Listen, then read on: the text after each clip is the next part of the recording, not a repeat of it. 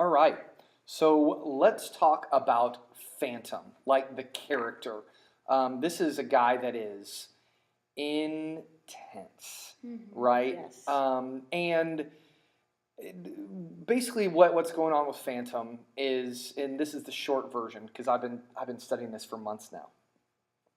Phantom is a guy. You're pretty sure he's an actual human being. He was at one time, at least. At least, yes.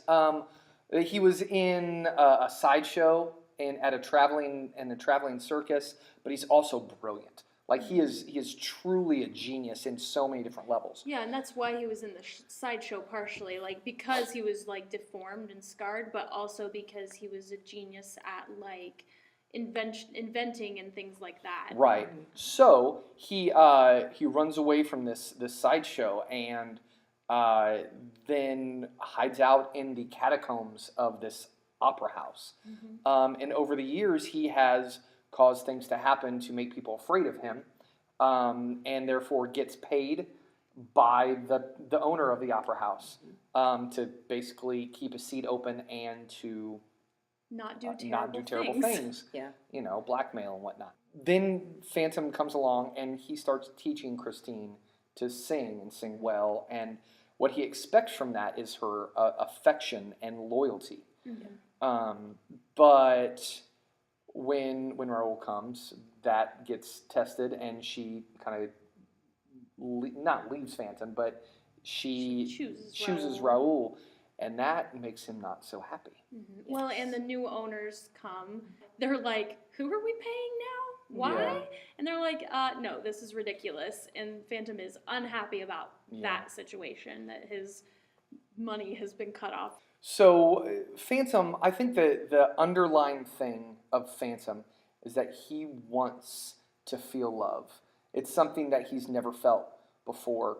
And he feels like if he can feel love from someone, that all his problems will be fine. Like life will be right.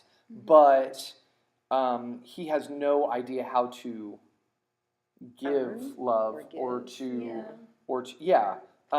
He doesn't think he can earn love or deserve love. So So instead, he controls and manipulates. Yeah, and it's crazy, like to a point where he is able to get in Christine's head, and like almost hypnotize her to draw her back to him.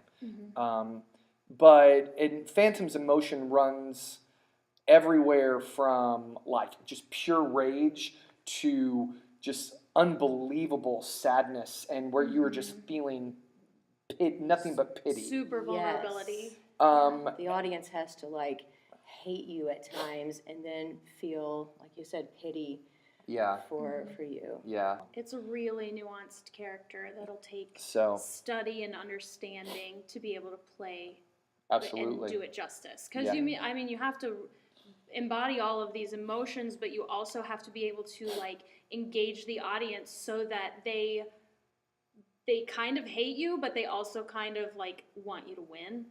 And so it's a tough character to play because you have to do it just right to evoke the emotion of the audience the way that the show is written. Right. And to show that like slow devolvement into total psycho. Yes, for sure. Because he does start as like an annoying, like, you're like, oh, that might be like emotional abuse. And then you're like, oh yeah, that's definitely emotional abuse. And then you're like, he's scary, get a restraining order. And then it's like, oh, he murdered somebody. Like, it devolves really quickly. Yeah. So, Joy, why don't you talk a little bit about vocal part? So, Phantom is for sure a tenor.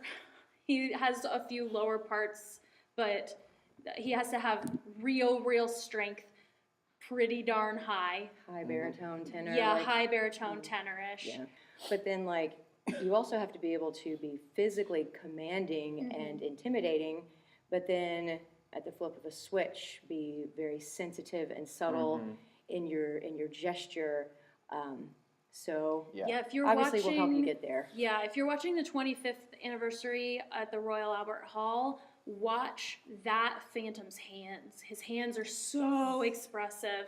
And that's important because Phantom only has half of a face to emote with. Yep. Like, if That's a you're good playing point. Phantom, There's a mask. you have your face covered halfway. So, yeah, like he takes all of that emotion you would normally see on somebody's face and he puts it in his hands. And it's Yep. just like, you get it from watching him. Yeah.